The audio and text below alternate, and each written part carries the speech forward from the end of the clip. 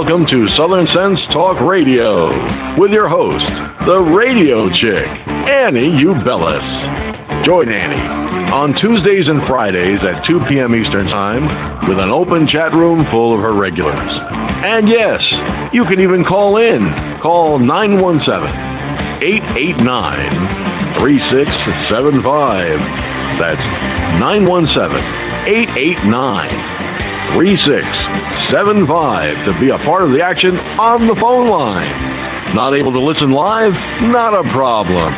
You can always catch Annie, the radio chick, and Southern Sense Talk Radio podcast in archives at southern-sense.com. So sit back, relax, and enjoy Southern Sense the right way.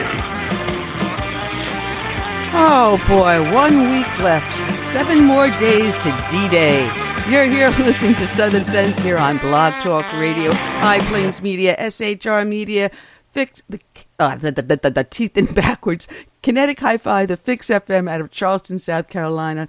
I'm your hostess with the most, just the radio chick, Annie, along with my debonair and oh-so-sophisticated co-host, Curtis C.S. Bennett. Good afternoon, Curtis. It's going to be one of those days, I'm telling you. Wow, man. I feel like I'm at a red carpet there. I'm telling you. I mean, I am so exhausted already with everything that's going on in the news involving this election. The craziest dang election cycle I have ever seen in my life. And there's still more to come, and more to come, and more to come. I just want to dive into bed, bury myself under the covers, and just hope I can survive the next week. I don't know about you, but that's how I feel. Oh, man. I'm exhausted too, and I can't wait till we get this over with in 7 days. Yeah, well, fortunately, my husband and I have already voted. We voted last week in the early voting. But we're going to talk about early voting and some of the shenanigans going on over there, too. So we've got a lot to talk about. 2 great guests. We've got George Farrell of BlakPac, who's joining us again and coming back. And that was my fault last week when I thought Elbert Guillory was going to be on. I put it on the wrong date. He will be here today if all goes well. So we've got ourselves a great show lined up. Want to thank everyone that's listening in, whether they're in the studio or in the chat room. And we'll say hi to everyone in a bit. And we have so much to talk about, Curtis. So are we ready to start this show?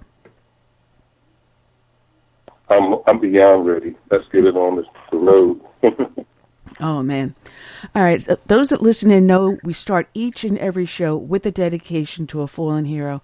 And once again, sadly, I have to announce it goes out to not 1, but 2 law enforcement officers. Today's show is dedicated to police officers Lesley, Zerebny, and police officer Gil Vega of the Palm Springs Police Department, who were both gunned down and murdered. Their end of watch was Saturday, October 8th of this year.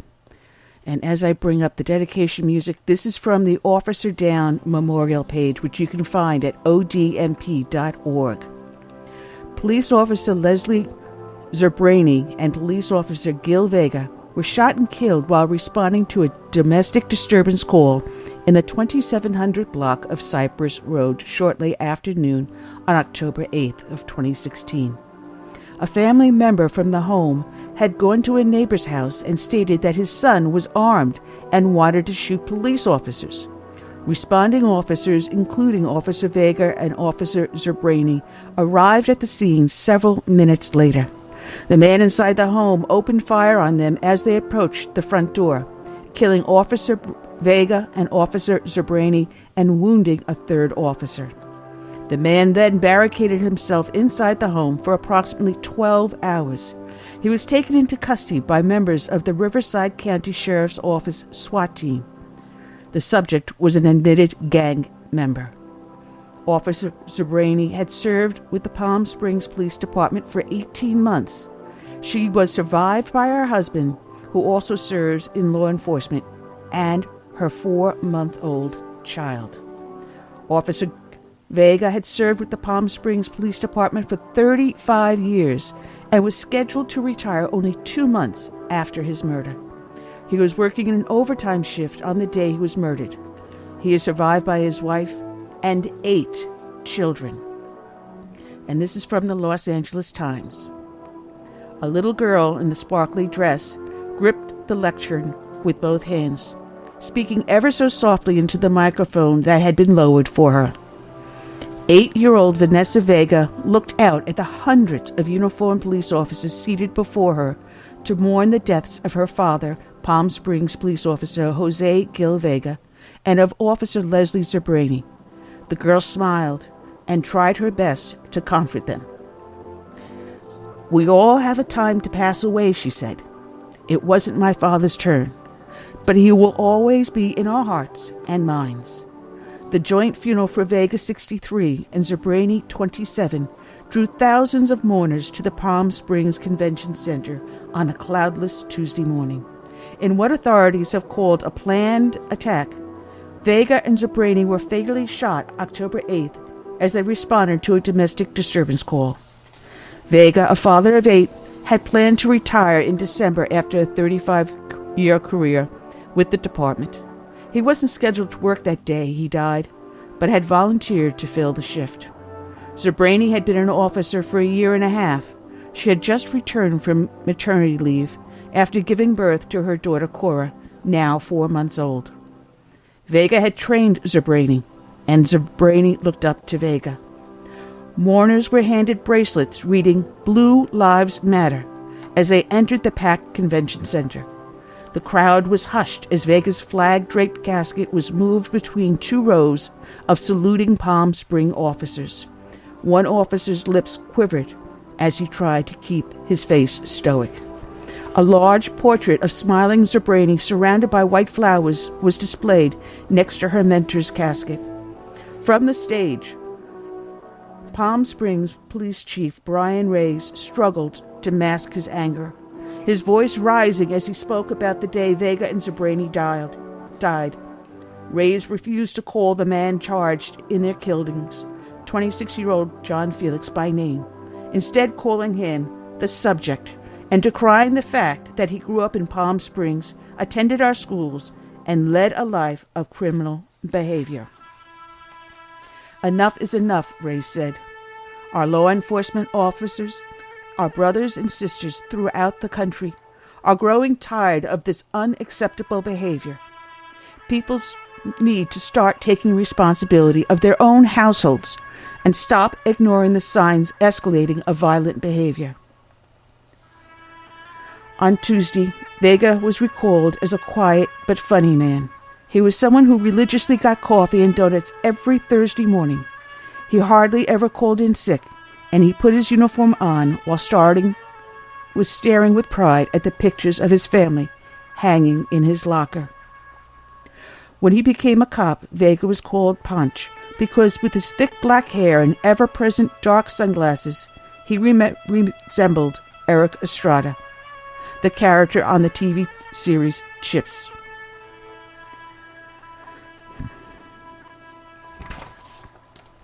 Zerebny was born and raised in Hemet, the spunky daughter of a California police officer. As a child, she'd run barefoot through her family's wooden property with a BB gun strapped over her shoulder, showing off the lizards and rattlesnakes she caught.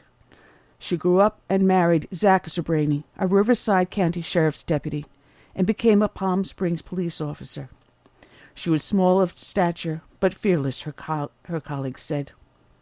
Pastor Joe Andy, Zach Zerebny's cousin, said family members all described her the same way. She was crazy. She was a good kind of crazy. She was spunky. She was fiery. She was creative. She was full of life. She was tough as nails. Today's show is dedicated to Officers Lesley Zerebny and Police Officer Gil Vega of the Palm Springs Police Department.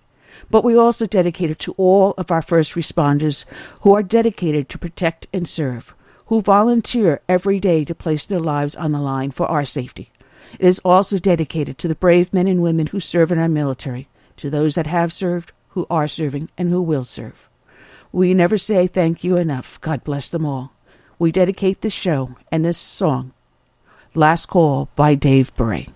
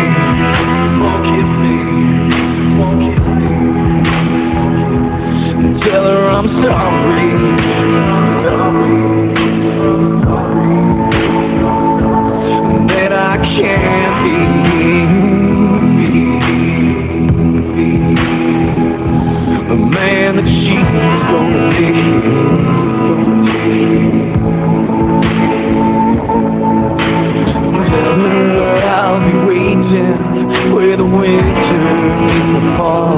This is my last call.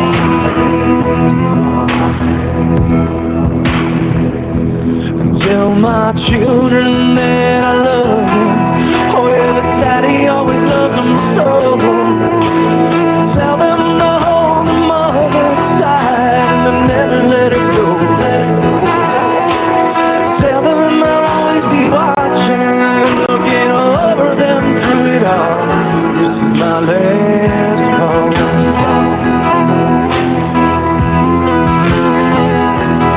Tell them to fight for me.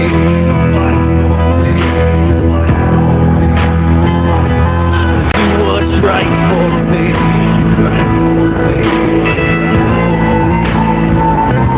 Choose the light for me. But don't ever forget me.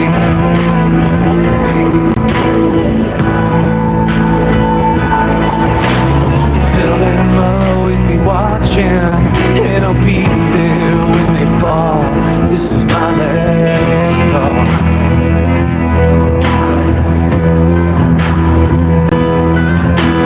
Those who serve beside me, and who held that thin blue line.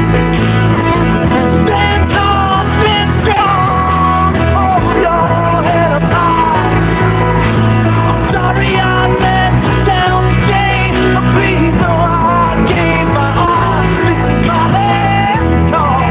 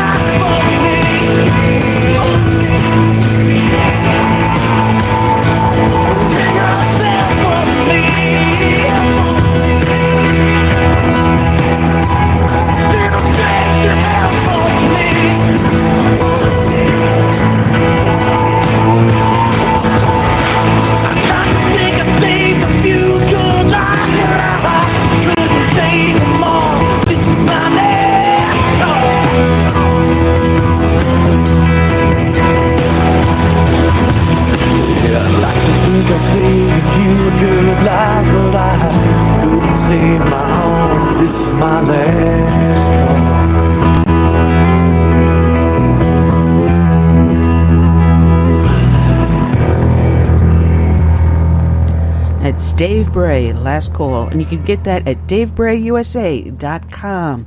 And it looks like I just lost my co-host. You're here listening to Southern Sense here on Blog Talk Radio, High Plains Media, SHR Media, Kinetic Hi-Fi, the Fix FM out of Charleston, South Carolina, iTunes, Stitcher, Spreaky, all the heck with it. Just go to our website. You know what I'm going to say next. It's the name of the show. Put a hyphen in the middle, southern-sense.com. I'm your hostess with the mostest, the Radio Chick, and I'm here along with my co-host who's having a little technical difficulty on his end. So welcome back, Curtis C.S. Bennett. Good afternoon. Curtis, you're not having fun today, are you?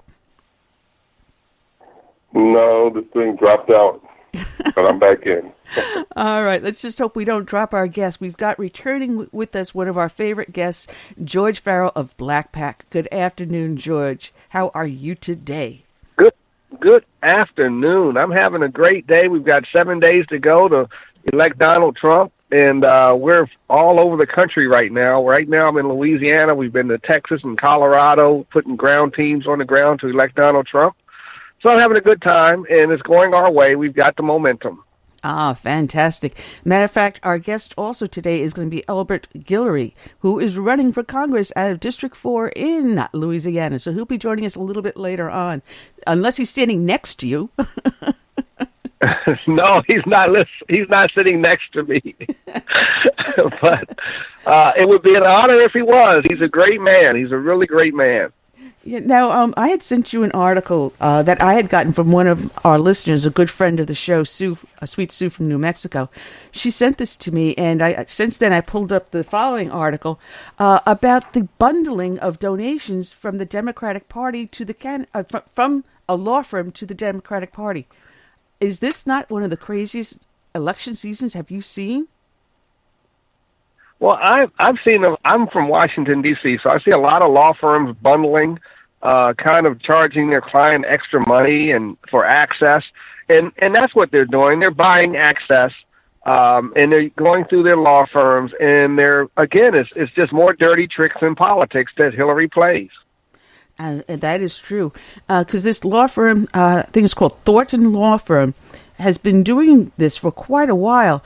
And there was a list of people that were getting the top number of donations, and they were all Democrat and one semi-Democrat, my own Senator Lindsey Graham, or as I call him, Lamesy Gramnesty. But this is a fantastic amount of money here. Jeez. Yes, it is. And like I said, they're buying access, they're locking people out, and they're playing with our justice system. And they're doing it under the guise of being lawyers and having client immunity and not being, I mean, their files are hidden from the public. So it's amazing that this has come out at this time. Again, more Hillary dirty tricks and more Democratic dirty tricks, feeding each other questions. And it's just a horrible party. And I think after this election, the Democratic Party should probably fall apart. If all of them are not in jail yet, yeah. Because there's people want to check. I just want to mention, if anyone want to check out what I'm talking about, go to opensecrets.org. And it seems that some of these Democrats, including Hillary Clinton, are starting to return these dirty donations. So go ahead, Curtis. How's it going, George? Oh, great. Hey, a Trump win, how will that impact our inner cities? And do you think it will? I mean, do you think there'll be a renaissance? Oh, I know it will. Last night, Chicago, which is in the World Series, had the highest number of murders in one night. 17 people shot in Chicago last night. It's in USA Today. It's horrible what's going on. People have no safety. There were two twins that were shot. They're drive-by shootings, standing in a corner, and they weren't even in a gang. But the people near them were in a gang. So I know this mother is in tears today. I read that and I just about cried that Donald Trump will bring law and order to the inner cities like Chicago, which are celebrating a World Series on one end and having the highest number of murders in the other end of the city. That just doesn't connect. We've got to do more for people who live in those horrible conditions, and Donald Trump will do it. But the mayor of Chicago, Rahm Emanuel, who was the chief of staff to Obama, they're all linked. They don't care about black people. They don't care about inner cities. They don't care about education for low-income people. I'm sorry, I'm getting passionate now. But there's a connection here between Rahm Emanuel, Hillary Clinton, and Barack Obama. So I know that if Donald Trump is elected, there will be a cleansing of the inner city where people will have educational opportunity, won't run around looking for crimes to commit, and the cities will be safer under Donald Trump. If Hillary's elected, the murder fields in Chicago will just go on and on and on. We can look at that for another decade if Hillary's elected. You know, it's sad, though, because unfortunately, I think that toll has gone from 17 to 19. I do believe 2 other people have succumbed. And right now, Chicago has a record high number of murders this year, 632. And that is inexcusable. If you had, say, for example, one person from the LGBT community being murdered, that would be plastered across the front page of every media outlet. But no one is paying attention to what's happening in Detroit, Chicago, New York, L.A., Atlanta. And this is inexcusable. And they're not tying Rahm Emanuel, who's Obama's best buddy, is allowing this to happen. I mean, you're right. This didn't make the top fold of the USA Today. It was the bottom of the fold. So, no, it's not making major news, and they're not tying Rahm Emanuel to Hillary Clinton and to Barack Obama. I wish that African Americans would make the connection to realize these people are not in their best interest. No, and they keep on electing these people back to office. They're digging their own graves, unfortunately, and that's an actual reality. This is what they're doing to themselves. It is a reality. And unless... and go ahead, George. You're going to see millions made by the World Series, but where does that money trickle down to these lower-income communities? It doesn't. It's not providing any jobs. we're celebrating the wrong things. Absolutely. As a matter of fact, I'm turned off to the World Series. I'm not even watching it because I feel for this mother of twins. I can't. I connect the two, that the people who are going to the stadium, who are having a great time, spending millions of dollars, TV revenue. When do we start helping people who actually live in that city of Chicago? This is the funny part. And Donald Trump will make that difference. He will make that difference. Mm. And the worst part is that these stadiums and these teams are supported by our tax dollars. When are they going to turn around, as you say, pay back? They're getting these fantastic salaries for their players, and who then turn around and kneel during the national anthem, but they're not helping the homeless in the city, those that are unable to defend themselves. They're not helping the people that really need. But, we're supposed to feel really sorry for these multi-million-dollar ball players, whether it's in football or baseball or hockey or whatever it is. They're padding their pockets at the expense of innocent people. I would like to see the World Series, these players do a moment of silence for the murders in their city. When they play again in Chicago, they need to do a moment of silence to show that they care. That's what I would like to see. I would like to see the NBA and the NFL, all these players with these incredibly high salaries, need to do something to show that they care. Major League Baseball needs to step up. And even Rahm Emanuel needs to do something. He's hiding. He's actually hiding from this problem.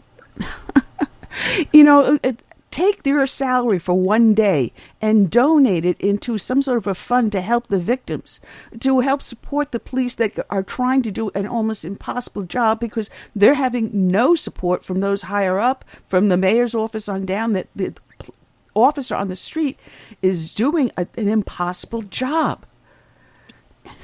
I mean, it is impossible. And again, how did this city get this way? Democratic leadership. Mm-hmm. And that is the God's honest truth. And it's a tragedy, an absolute tragedy. But instead, we have a law firm that is buying access to the Democratic Party. Instead of turning around and saying, wait a minute, we have victims here. Why don't we see what we can do to help the victims out? No, but let's buy political access. That's more important, right? Yeah, that's more important. For this law firm, it's more important. And they're benefiting. Insurance companies are benefiting. It's something we've got to stop. And Donald Trump's not tied to any of these people. He's going to come in and stop it right away. Yeah. And there's going to be a backlash because he's going to say, we need law and order in Chicago. We need safe streets. I mean, he's talked about these issues. Hillary hasn't talked about any of these issues. No, and he has gone into the inner city. Have you seen Hillary Clinton honestly go into an inner city? No, she goes to an all-black college, and that is her outreach to the minority community. Really? Really? Well, like to make more crime. Yeah, like most Democrats, Hillary's only interested in the vote from the black community, and as well as the Hispanic. And other than that, it's a hiatus until the next 4 years. And just like George said, people have got to wake up and see, the connection between Democrat Party and their policies and the results of it in their own neighborhoods. Crime, poor schools, unemployment. They're not making a connection. Some people are waking up, but hopefully enough will have waken up by next Tuesday. I hope so. We're seeing record turnout across the country, and I really. In Louisiana, we expect Elbert Guillory to win. He has a runoff, and he's going to do really, really well. He's a great guy. He's a true American. He believes in the Second Amendment, and he believes in charter school and school choice and educational opportunity. Plus, he's a veteran. I mean, I can't say enough about the guy, but he's really wonderful. That's good.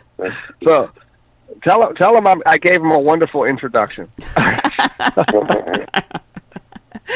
There was an editorial that was written in the Wall Street Journal recently, And it was described in the Republican Party as having two warring factions, those that are trying to do minority outreach and those that are reaching out exclusively to the middle-class white that normally stay at home to vote.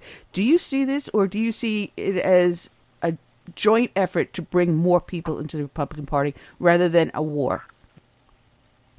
I see Reese Priebus and Speaker Ryan is out of touch with the true Republican Party. I see two farm guys from Wisconsin who are so out of touch with the true values of the Republican Party that hopefully they'll both be retired soon. And I think that the people who really do the grassroots, like me and others, and who are knocking on doors, will move into leadership positions and explain to people what the Republican Party stands for. Because under Ryan, you can't, I don't know what the party stands for under Ryan. I know he's given Obama anything he's asked for, a blank check for a budget, and that's not a Republican Party platform.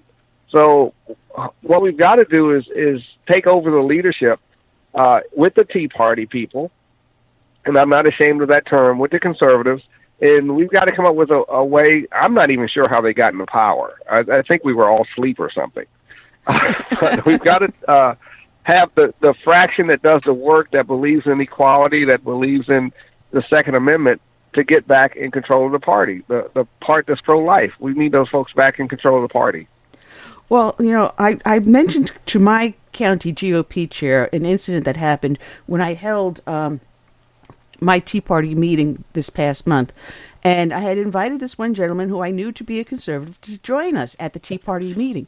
And you know what he said to me, which really, it was a head slap moment, really. He goes, "Oh, no, I can't do that. I'm a registered Republican." Excuse me?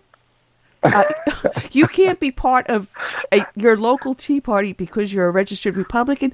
Hello, people. Let me say this publicly so that people can get it through their thick heads. You can be a blue dog Democrat. You can be an independent. You can be a turtle.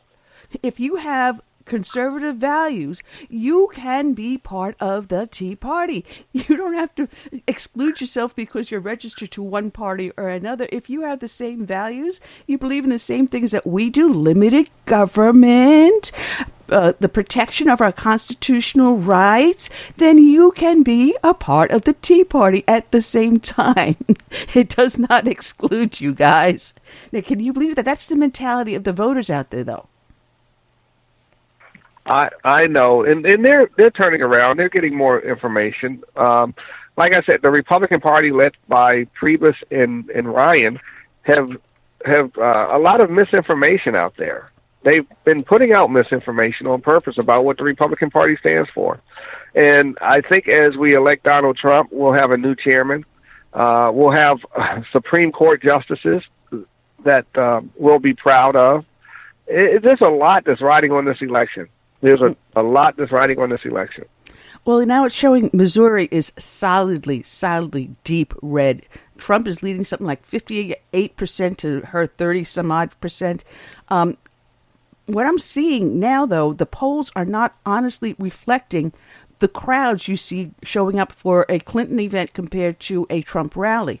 There's a huge difference in the number of people that show up. And if people show up at the political rallies, they're more than likely to go out and vote.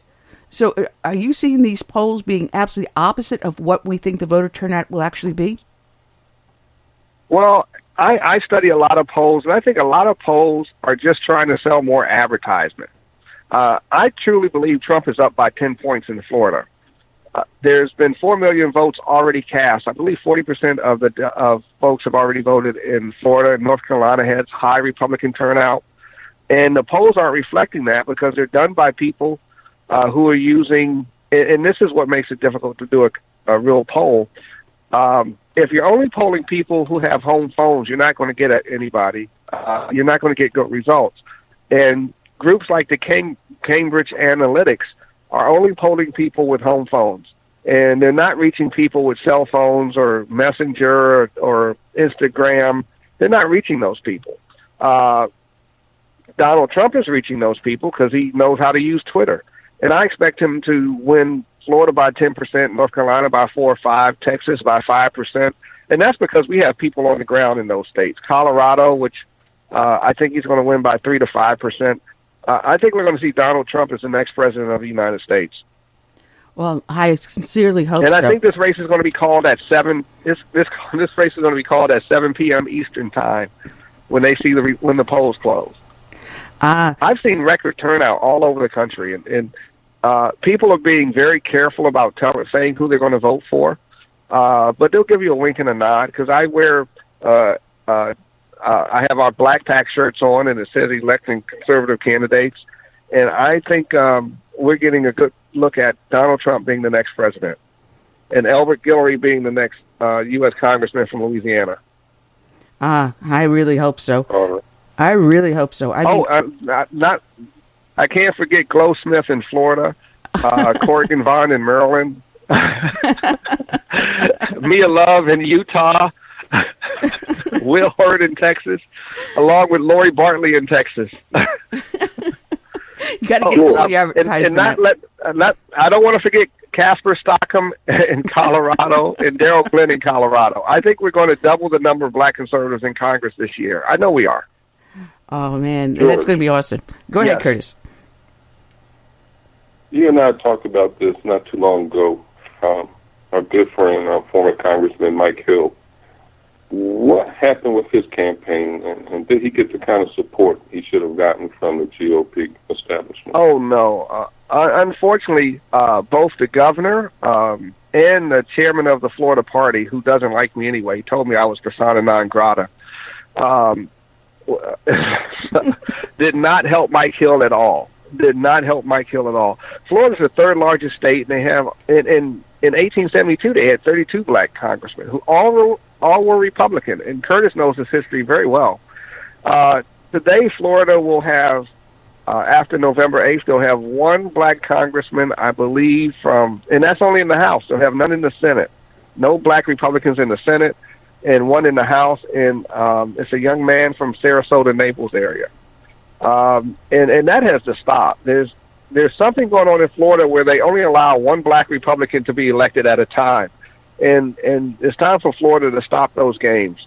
So Mike Hill did not get the support that he deserved. He's a conservative. He voted against a boondoggle that the governor wanted to hand out millions of dollars in money to get companies to come to Florida, and he stood up against it, and it did not pass. So the governor withheld his support, and Blaise Ignolia, the chairman of the Republican Party, withheld his support. And Mike Hill supported Blaise, and Blaise didn't return the favor. So, again, that's another change we have to make with the Florida Republican Party. And I'm already persona non grata, so I can say these things. It's not going to hurt me.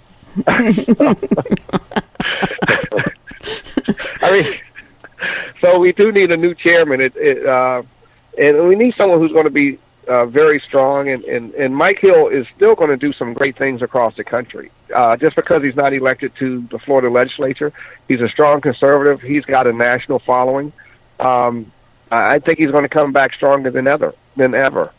He's actually introduced Donald Trump on stage several times, and I have a photo of him shaking Donald Trump's hand.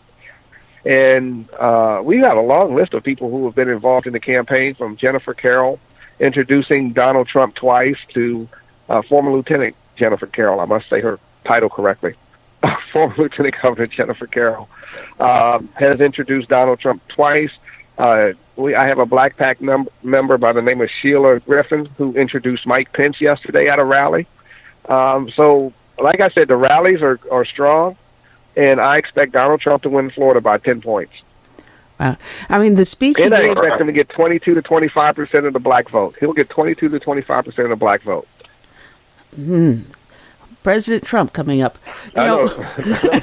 Those are strong predictions. Well, people were talking about, those of us that have voted early, what happens when all of a sudden you've got buyer's remorse, because after all these things are coming out with the email scandals, now with this bundling scandal that's breaking open, that people are starting to say, well, I'm kind of sorry I voted for Hillary. Can I take my vote back? And this was interesting. What I did not know and found out last night, there are 7 states that people that have voted early can actually redo their votes. They're Hawaii, Michigan, Pennsylvania, New York, Connecticut, Wisconsin, and Minnesota. And from as I understand, each state has a different set of rules on how you can get your vote back and then change it.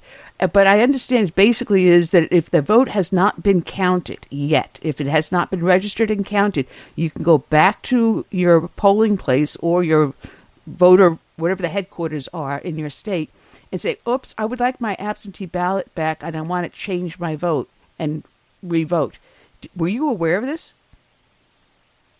I did get an email 2 days ago, and I believe it came from it came from some supporters of Donald Trump. And I looked at it, and I haven't verified it independently, but I did look at it. I understand it is true, but I haven't verified it independently with those states. I'd like to double check and call the supervisory elections in those states and see what the process is before I actually talk about it. But I do know that there are 7 states, and Wisconsin is one of them that I do know of. Yeah, but that I think is the biggest problem we now have. I'm sure people will go back and do that. I'm sure too, which really throws everything up in the air. How do you know that that is the actual person that voted that's taking their vote back? How do they verify it? There's a lot of questions that go into that. But the problem is that we've opened up this early voting, and it's changed the face of what these elections are now. And I see it as a big problem. And it's a way in which to influence other voters that haven't gone to the polls yet. I think if they keep on seeing these numbers, we should bring it back to you vote on election day or the day, knock it down to either 1 or 2 days, period. And the only people that should be voting early are those absentee votes. If you're serving overseas or if you're a first responder and you have to work the entire day and can't get to the polls, if you're a medical worker and you can't get to the polls that day, for those that actually cannot physically get to the polls on the election day should be the only ones voting early. And I think this early voting has gone a little bit too far. Well, I'm actually in favor of early voting. What I don't like is the machines that don't give you a printout of what you voted for. I think every machine should provide you with a paper receipt, so to speak. And a lot of states do not require that. Louisiana requires it. Florida does not. Texas requires it, and Florida does not. And I'm more afraid of these machines being hacked and other things. I think I was actually standing in front of the polling station in Texas, in Arlington, Texas, when there were reports that if you voted straight ticket, your vote was switched over to Hillary. And I actually was that morning in front of that very polling station. And I contacted the local county commissioners, and they were working on that issue. They were as concerned as I was, and they're Republicans. And they wanted to get to the bottom of that issue of what was going on with those machines. So I'm actually more concerned with the hacking of these electronic voting booths than I am about the early voting. I do think you need early voting because we have our voting day is on a Tuesday, and more people work than they were at the beginning of the country. And I think you need at least a minimum of 1 week early voting. I think Florida has almost 4 weeks or 3 weeks. I think that's a little bit too long. But I think you need 1 week for people who work midnights, who can't get to the polls, because we have a lot more people voting than we used to. To tell you the truth, I actually think this election will have more people voting than voted in 2008 when Obama had record high numbers. This year is going to break those numbers. I really do believe that is the God's honest truth. And I do have to say, there was an article in our local paper, because there are questions about these electronic voting booths. And here in South Carolina, these booths have no internet access at all. They are handled independently. They're not online in any instance. So we don't have to worry about someone going online and hacking into them. What you have is a problem of someone nefarious getting a hold of the program and throwing a worm in there or something. But unless there's online access, the possibility of that is almost nil. That's a good thing about here. But then there are other states that have their voting online. The booths are attached to the internet, and that scares me. That really does. Well, it scares me too. I just hope that we don't have our system manipulated, and I think Donald Trump will make sure that there's something that goes forward where these steps can't be. We know that Hillary, if she gets her hand on our country, we may never have an honest election again. No, and then she can pardon herself. She can pardon herself. Yeah. And that's one. I did see where one person said if Hillary gets elected, she'll be under an investigation for 4 years, and she'll never get anything done. That is worse than Watergate. Well, Trey Gowdy automatically said if she is elected, he will make sure the investigation continues to go forward. Now, it's curious because Comey made this letter to Congress saying that he's reopening the case, and now everyone's jumping all over him, citing the Hatch Act. Members of this administration, including Harry Reid, accusing him of violating the law. But I think it's very curious that everyone is worrying about Comey, and no one's paying much attention to Hillary Clinton herself. And I think this was done. It was staged for a specific reason, that it's going to give President Obama and Hillary Clinton an out. It's going to allow Obama to say, I give you blanket immunity or I pardon you. And then Hillary can walk away scot-free. I think it's being staged, so that is what is going to happen. The same way they staged it with Clinton in the plane with Loretta Lynch. Well, there's two theories. One that someone approached me with today, and that is that Obama may have just thrown Hillary under the bus because he may not really like her. And I know that most young people, and this is a weird thing to say, that Michelle Obama, if she ran, she would probably win election because so many young people think she's such a hero, even though it will be a continuation of Barack Obama. But this may have been Obama's way to throw Hillary under the bus. But then a week or two ago, I gave a speech before the Fort Worth Republican Women, and I spoke about how when I was a very young man, I would watch the FBI with Ephraim Zimmerlis Jr. with my father every Sunday. And I'm a former police officer, and I had such a high regard for people who actually had the moral fiber, a moral core to become FBI agents.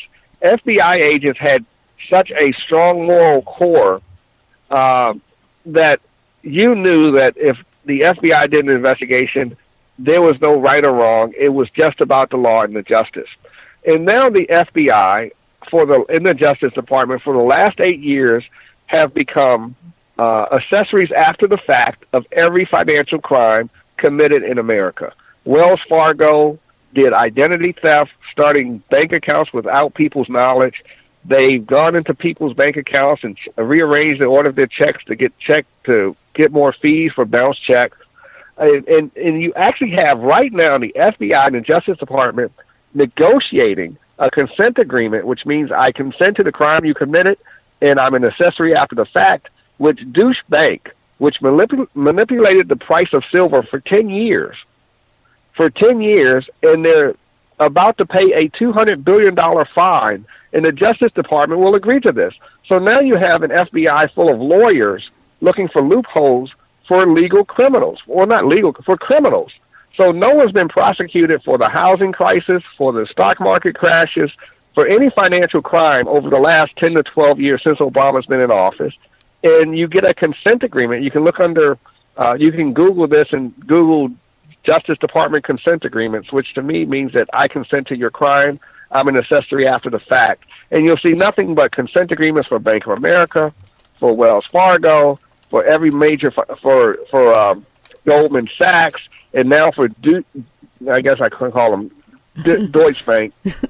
And this is Deutsche Bank, Dutch Deutsche Bank. But this is where our FBI is going. There's no moral fiber to the FBI.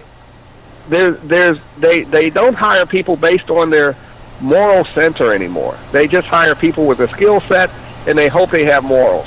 So I think what happened with Comey is he's an old FBI agent.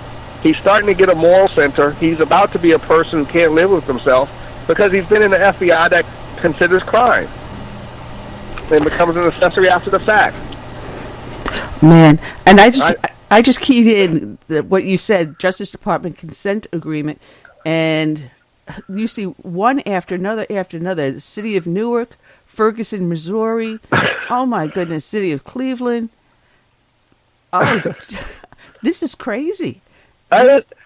No, our Justice Department has become an accessory after the fact of crime after crime after crime. So if you have enough money and you have a big enough law firm that can buy justice, you don't have to worry about jail. Just pay the fine and get a consent agreement. And the consent agreement always says you will not be persecuted later, even with new evidence.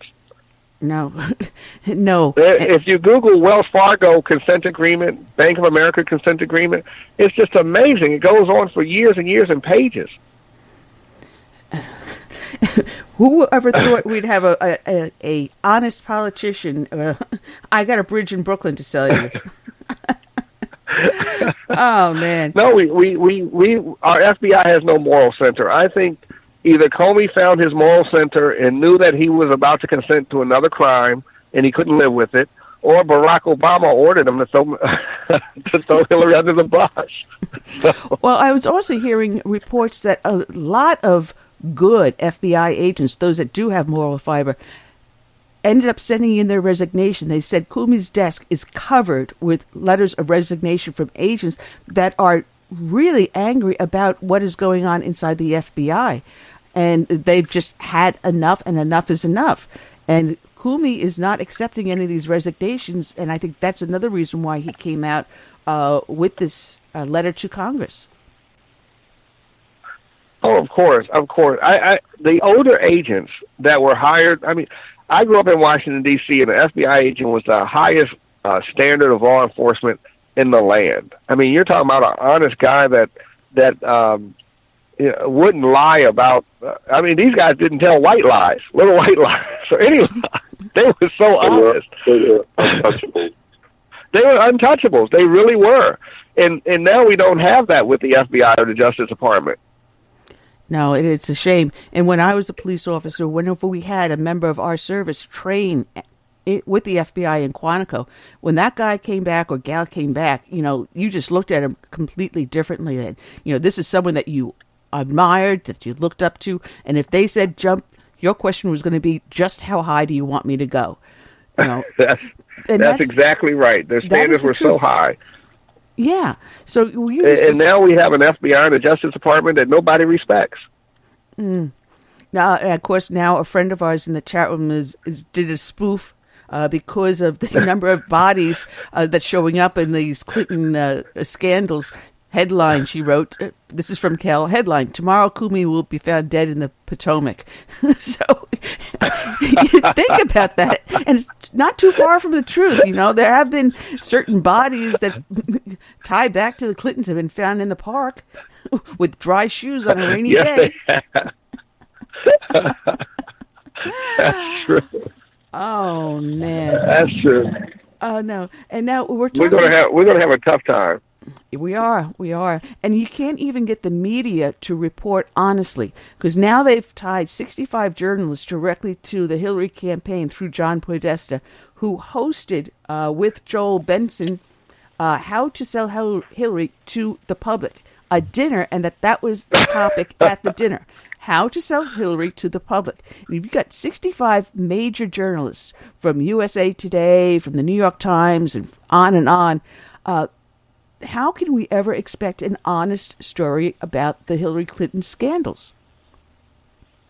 There's no honest story. The American people just have to tie together, and I think they're going to do that the next week. They're going to tie together the murders in Chicago, the mayor of Chicago, and all this stuff that's happening in the urban center, and they're going to make a better decision. I did see this yesterday. The Joint Center for Political Studies, which is a liberal think tank out of George Washington University, released a study, and they had two questions in their study. Are you for Hillary or are you against Trump? And they put this out there as a 61-page study that is so flawed, and they posted it on LinkedIn, which is why I saw it. And I comment, I said, how can you release this flawed study that only has questions, are you for Hillary or against Trump?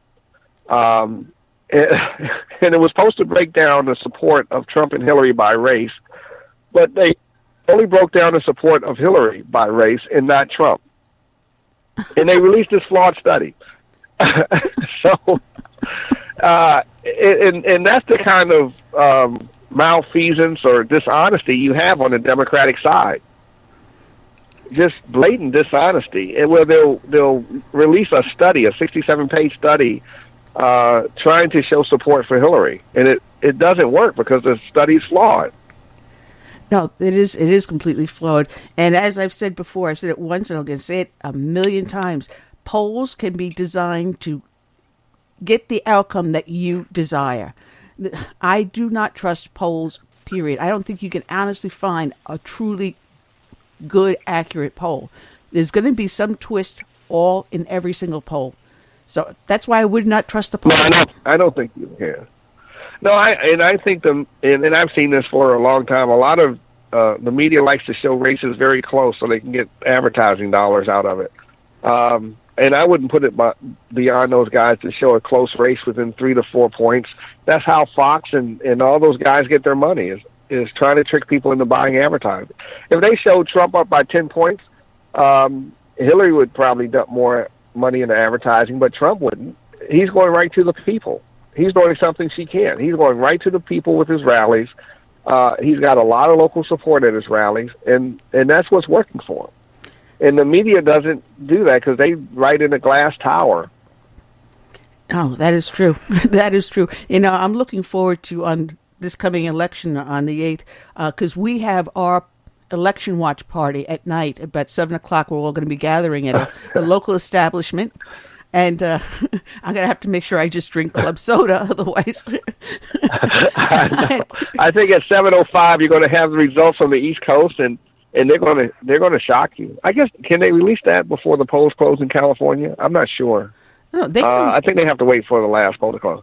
Well, the last poll that would close would then be Hawaii. Oh, Hawaii.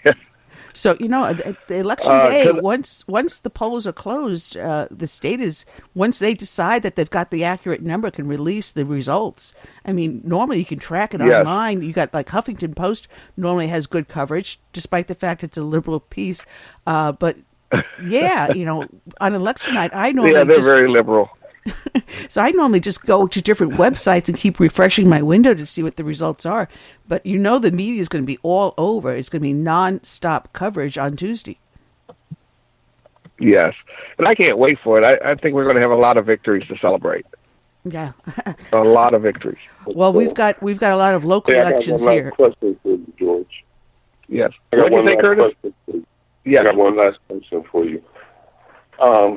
Since you have a law enforcement background, what does Donald Trump have to do to regain the trust of the people when it comes to police officers, and what does he need to do to help build up morale amongst law enforcement who are really demoralized right now because of all the attacks on the police and everything? I had this conversation with the sheriff in Texas last week. And the first thing we've got to do is get the FBI back to prosecuting criminals and not signing consent agreements with them. From the top down, the FBI has become the FBI, and if Wells Fargo commits identity theft by the letter of the law, then the president, who retired instead of face charges, needs to be arrested and go to trial and find out who ordered people to steal these identities and start all these accounts. That's the first thing the FBI has to do, the Justice Department. The second thing is, once you regain the credibility that we actually have a Justice Department that enforces the laws for everybody, then you'll start to see the police officers get respect. Now, there used to be a program called Officer Friendly, where the officer went to the school to say, I am your friend. We need to bring back those programs to young people to say that you don't just call police when you're in trouble. We're here all the time. We've changed from officer friendly to officers going into school to lock up children, and that's wrong. If somebody breaks a window, and they can pay for the damage, have the kid put into a diversion programs. But there's too much money in these social programs where it's profitable to keep people on probation, where they have to pay $75 every time they go see a probation officer. And it becomes a thing where Lieutenant Governor Jennifer Carroll wrote about for-profit prisons, where we're making too much of a profit off of locking people up. And we need to go back to where we interact with young people as officer-friendly and not officer-trouble. And I think that'll bring back a lot of respect. Yeah, bringing back the flip post, because now a lot of these departments, either because of budget or because of the size of the community, you no longer see an officer walking down the main street of your town. You know, I used to do foot posts, and I used to keep a crossword puzzle or two with me, and I'd go in to shop, and it would be funny how many people would start to try to help you solve the crossword puzzle.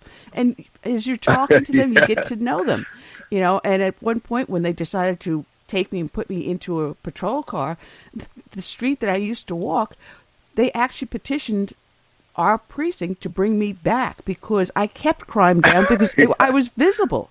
And I made the whole thing personable. You know, you were able to talk to people, and I would go from shop to shop when I saw the meter maid coming down and said, hey, listen, the meter maid's coming. If you don't want a ticket, you better move your car fast because I'd piss off the meter maid. But, you know, you made a good reputation with the community. Hey, I'm not here to hurt you. I'm here to help you. And that's the message that we have to get across. Bring back that. And, you know, we'd have to bring that back. And the other thing that really is a pet peeve of mine is these black uniforms. I hate black uniforms on police officers. I don't know where we got to the point where every police department has first of all, it's hot.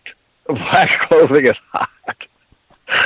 But where do we went from a navy blue or a light blue uniform, or even a tan in some areas, to an all black fatigue uniform. And I guess everybody wants to look like a SWAT officer, but it's intimidating, it's not inviting. And it's one of the pet peeves I have is, where do we start where every uniform is an all black uniform? You know, some of them don't even have stripes or patches on the shoulder. You know, that's the truth, because ours originally was a pale blue top with the navy pants, and in the summer that was great. It was nice and comfortable. But now they went to that heavier material and the navy blue, and man, you sweated your butt off.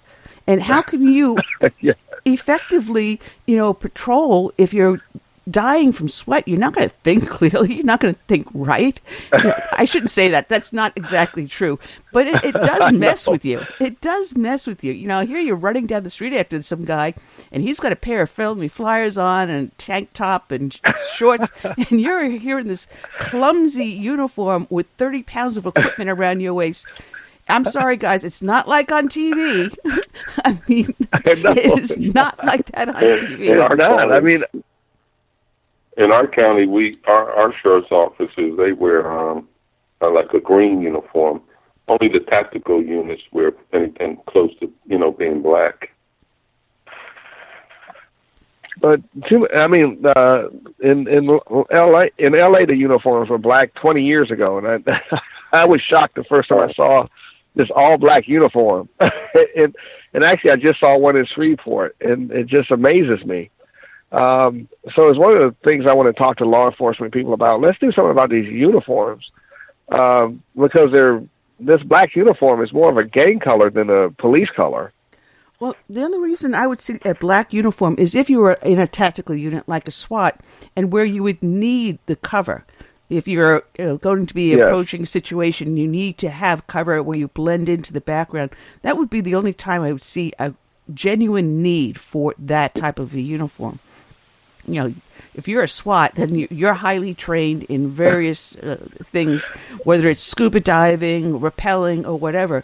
You know, the regular street cop is not going to be doing that crap. Sorry about that, guys. I'll go over a chain link fence, yes. I'll go crawling up onto a rooftop, but I'm sorry, I'm not going to go rappelling off the side of a bridge or scuba diving looking for evidence or whatever. That's not me. Hey, Andy, Bigfoot said in the chat room, pretty much like I'm thinking, whatever happened to the boys in blue? Yeah. Oh. Boys in blue. Now they're Men in Black, like the movie, I guess. Oh, man. Now, we're waiting for our next guest to call in, and hopefully he will call in, because I spoke to his aide just the other day, and I'm just going to double-check my email to see if he sent me a message back, because I was reminding him, and I don't see a message. So let's hopefully Elbert will dial in soon. So in the meantime, George, you can hang out with us. How's that sound? Did we lose George? No, I'm right here. Oh, okay. All right. Did you catch Trump's contract with the American voter that he recently came out with, the 100-day plan? No, I'm right. I'm right here. I'm right here. Okay. I guess he didn't hear your question, man. Oh, all right. Did you check out Donald Trump's contract with the American voter, his 100-day plan he came out with? No, I have not seen it. I have not. I've been busy, Ann, on the street every day. From 6 in the morning till 9 or 10 at night. I might get an hour to look at the computer at night, and maybe before I start my day. But we've been to. We've actually traveled to Colorado, to Texas, Austin, Dallas, Houston, Louisiana, Shreveport, New Orleans, North Carolina, all over Florida. For like the last 3 weeks, we've been putting ground teams in place in Palm Beach and Tampa. So I haven't had much time to read. I figure I can rest after the 10th. Yeah. Hey, George. Yes. Can you tell us a little more about your interactions and how you met our next guest, Mr. Guillory? Yes, Mr. Guillory is a member of BlakPac. We actually endorsed him when he was running for lieutenant governor because there's a split ticket system in Louisiana. He's not just a hero in Louisiana; he's a nationwide hero, and he saw our value in terms of electing more black conservatives because there just aren't enough. And I like to. We're going to move forward from that to just going out for colorblind candidates who are character first. But we've spoken a lot, at least I would say at least once or twice a month over the last year or two, where I've gotten to know him, and I got to finally meet him in person on this road trip. And he's one of the candidates that we're strongly supporting for office, including Darrell Glenn and Casper Stockham. And I can't really tell you what we're going to do, but we're doing a lot of things in terms of getting grassroots teams on the street for a lot of different candidates. And Elbert is going to win. He's going to come in first place. It's going to shock Louisiana. And he has a lot of support, a lot of strong support here. It's a huge district that he's in, but he has the support of a lot of people. He's been a state senator and a state representative, and he's former military. So, I mean, he's just a great character. He's just a wonderful person, a wonderful human being, and I'm privileged to know him. So we've met, and we decided to give him a lot of strong support, along with a lot of our other candidates, and you're going to see a lot of what we're doing in terms of social media promotion starting this weekend. And the people of Louisiana, they're hardworking people. I tell you what, there's low unemployment here. Everybody is working at something here. Wow. It's low unemployment. It's a state that's coming back. Texas is strong. Florida has great employment rates. But I think this part of the country, and I haven't put my finger on it yet, but it is growing, and it's growing strong. There's a lot of employment here.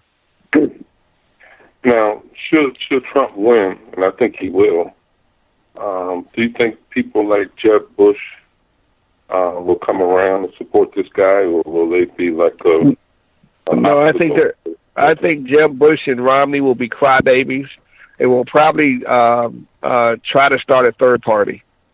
Their egos are too big to come to the table and take a second or third chair. Okay. Yeah, that's a horrible thing to say, but I I think him and Jeb will probably get together and try to start a third party. And it'll fail because they don't have the leadership ability. If they did, they would have been president. And then they need to get over it and work with the people who are doing the grassroots on the party. They've always seen themselves as above the grassroots,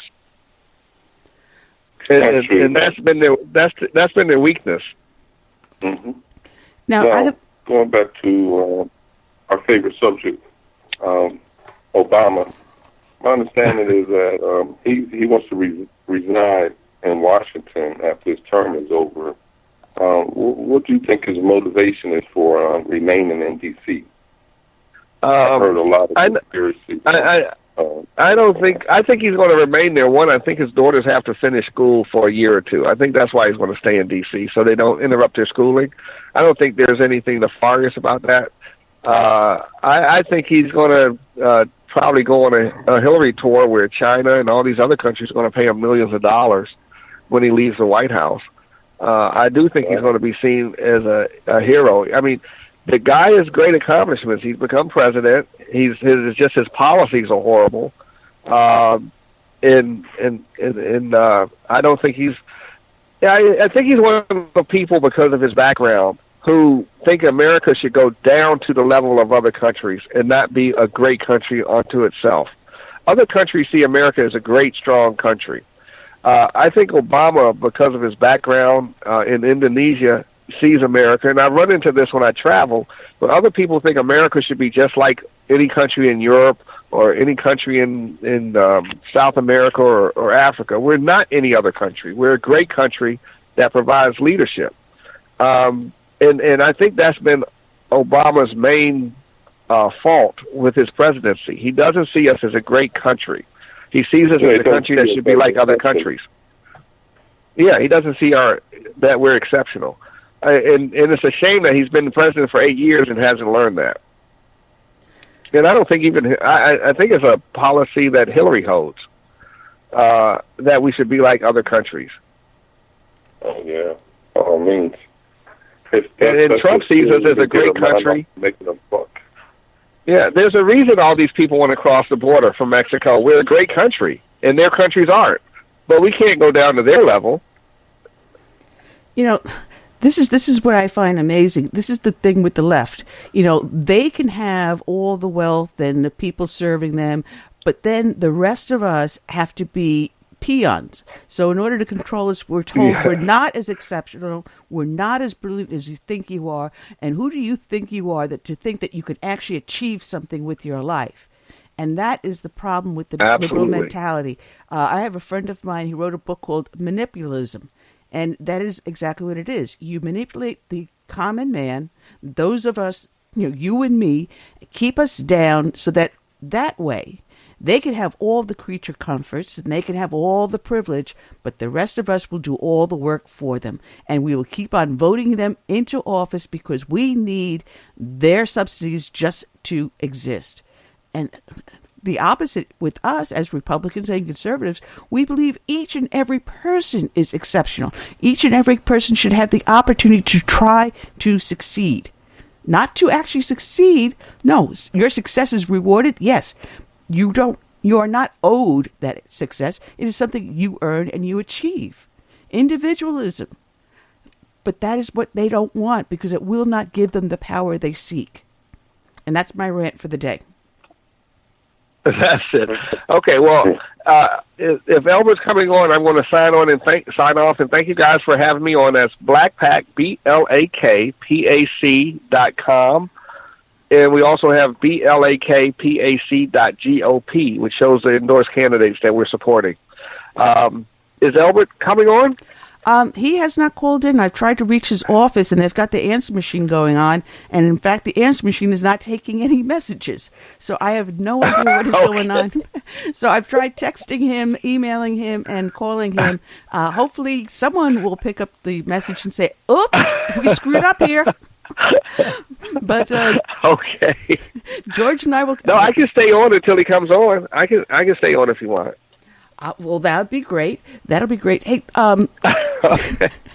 We've had the James O'Keefe videos, and some of them are extremely damning about the attacks out in Trump rallies, about the manipulation of votes, the destruction of votes. Do you see any criminal charges coming out of any of this? Not if Hillary's elected, but I did see those videos, and I was shocked. I mean, I'm shocked that she would. I'm not surprised that Democrats would do things like that. I mean, it's nothing new. They've done it in Philadelphia. They've done it in Chicago. That's the way they operate. And I think people are tired of that level of dishonesty. But I'm not surprised that it happened. And that's just the way Democrats have operated for years. I don't think there's going to be any criminal charges brought. And you know, hopefully Hillary's charged before Tuesday by the FBI. You know, those Hillary for Prison T-shirts are really, really, I love them. They're actually, people are actually now proudly walking around with them. And this is another thing that we've seen, that if you have anything that's Trump on your vehicle, you'll find your vehicle vandalized. If you have a Trump sign in your front yard, you'll find that vandalized. If you have any of the paraphernalia you're wearing, you will be attacked. But you don't see that with anyone wearing Hillary stuff or Hillary bumper stickers. You know, the aggressive attacks of the left on those of us that support Trump is amazing.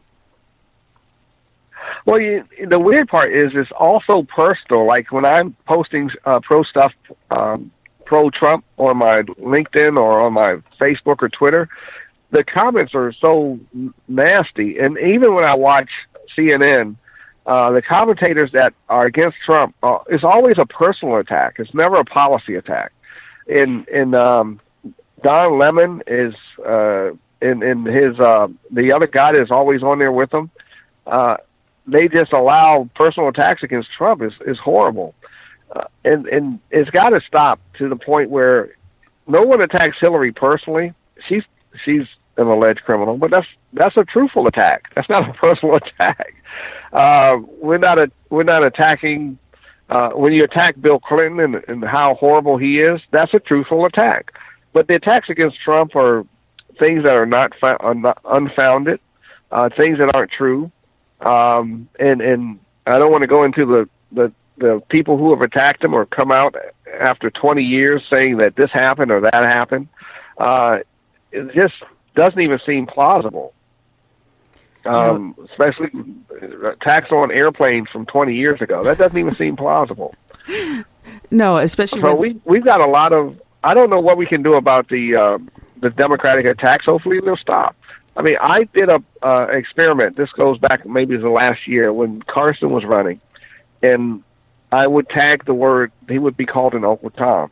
So I would actually go back and attack the people who were calling him an Uncle Tom, and say, "Is that the best you've got? Do you have anything factual that you can say about Carson?" And it was always no. And then those people who were actually paid trolls from the Democratic Party would disappear. And a lot of these attacks are paid trolls. Yeah, just go to Angie. What is that one? Craigslist, and there's advertisements up there.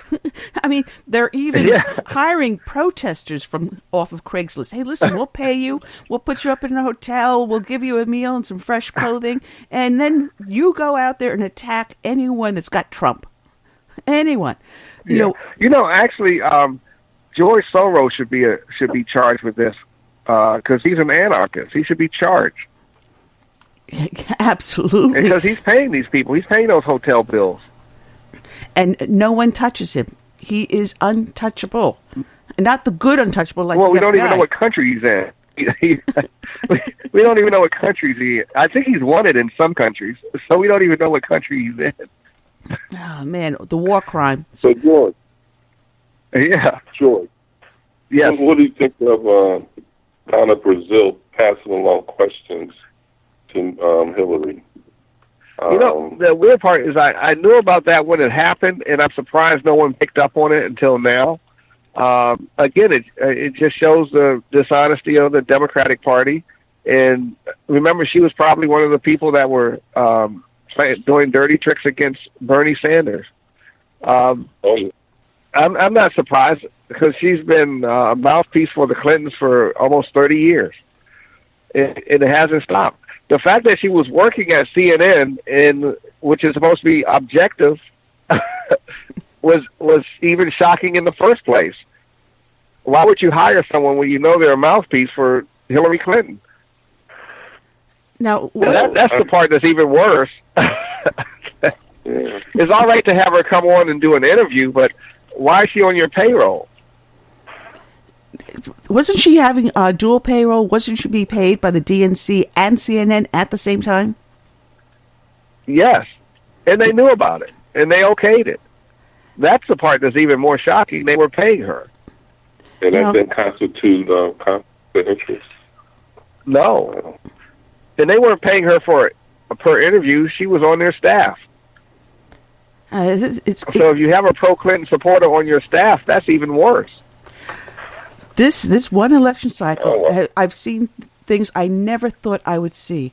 The dirty tricks, the shenanigans that are going on, the insults that are being hurled by both parties. I never thought we would ever have an election like that. I always had respect for our election system, and this time I really don't have it. I don't see where anything is going to be fair and honest, and that's scary. Oh, George, we're here live. Did we leave? I'm here. That's okay. My big ear. My big ear keeps hitting the phone. I think we're going to have some fair and honest elections. And like I said, Donald Trump is going to win by 10 points, and a lot of people, we're going to see some changes within the Republican Party, some major changes. Even the folks who, I mean, there's a lot of spies within the Republican Party. I participated on a call with the RNC about a week ago. Curtis, were you on that call with the Republican Party about a week ago? I think it was last week. Yeah, I was. Yeah, And they were talking about the Plum Book, where during the administration changeover, there's a book called the Plum Book. It's actually Plum in color, which lists all the appointee positions that the president will hire for, and maybe some civil service positions. It's about 30,000 positions. Wow. And again, I'm on a call with the RNC, and it's supposed to be a call for minority engagements, and they're referring people, again, to go to this website, which I went to maybe 5 days later when I had time, and it links you to the Center for Joint Political Studies to put your resume in to apply for a job with the government with a liberal think tank. And I'm like, why would you refer me, a staunch Republican, to a liberal think tank webpage to apply for a job? And I became so after I saw the site, I'm like, these people are spies. They're actually, and which is one of the reasons I never wanted to get on the call, because they're looking to see what's going on with conservatives so they can sabotage them. I shouldn't say this on the radio, but I think that there are people within the RNC that are, and I have no proof, that may be working, we know they're working against Trump, that may be working against Republican candidates across the country. And they're too closely aligned with Democratic organizations. You know, there is a lot of... And that phone call gave me proof, because when I went to this site, it was a site hosted by the Joint Center for Political Studies, which is a liberal think tank out of George Washington University. And and this is a call from the Republican National Committee, from the African Americans in the Republican National Committee, which means that they're totally co-opted by the Democrats. You know, it's funny because I seem to recall this in previous elections, and it was all tied in with Grover Norquist. And if anyone turns around and calls Grover Norquist a Republican or a conservative, they've got to have their head examined. You know, if anyone is the biggest spy within the Republican Party, it would be Grover Norquist. And I seem to remember him sabotaging several campaigns.